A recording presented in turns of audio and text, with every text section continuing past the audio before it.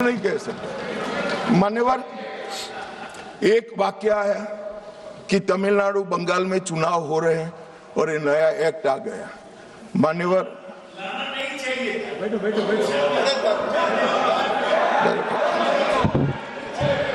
मान्यवर, मैं स्पष्टता से कह देता हूं कि ये डिलिमिटेशन कमीशन की जो रिपोर्ट तभी लागू होगी जब पार्लियामेंट इसको स्वीकार करके करेगी और राष्ट्रपति महोदय इस पर अपना मंजूरी का मोहर लगाएंगी।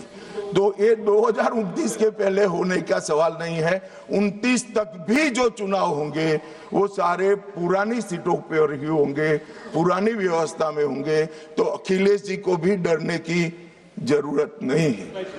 यहाँ 27 की बात करो, यहाँ हालांकि वो जीतेंगे नहीं, वो अलग बात है, मगर डरने की जरूरत नहीं है। यहाँ पर कहा गया कि सत्ता बनाए रखने की लालसा में ला गया है। मान्यवर, ऐसा जो लोग कहते हैं कि कुछ नेता 130 करोड़ की आबादी के जनमत को मैनिपुलेट कर सकते हैं, वो हमारी शक्तियों के आकलन बहुत ज्यादा कर रहे हैं। हम तो उस बात में मानने वाले हैं, लोकतंत्र में सत्ता नागरिक के वोट से और नागरिक के दिमाग से ही तय होती है।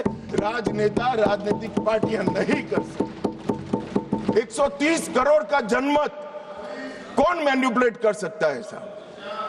और अगर कर पाते तो हम तो जीतते ही नहीं। आप सत्ता में बैठे थे, हम कैसे जीतते? मान्यवर, इमरजेंसी डालने के बाद भी जनमत मैनिपुलेट नहीं होता है। इस देश का इतिहास है। और जहां तक लोकतंत्र को खत्म करने की बात करी है, मैं भारतीय जनता पार्टी के कार्यकर्ता के नाते, इस सदन में एक सांसद के नाते कहता हूं, किसी की भी ताकत नहीं है इस देश से लोकतंत्र को खत्म करने की। जिन्होंने प्रयास किए हैं इमरजेंसी के वक्त, जनता ने उनको खत्म कर दिया था, लोकतंत्र को कुछ नहीं हुआ। और मान्यवर, लोकतंत्र इस तरह से खत्म नहीं है।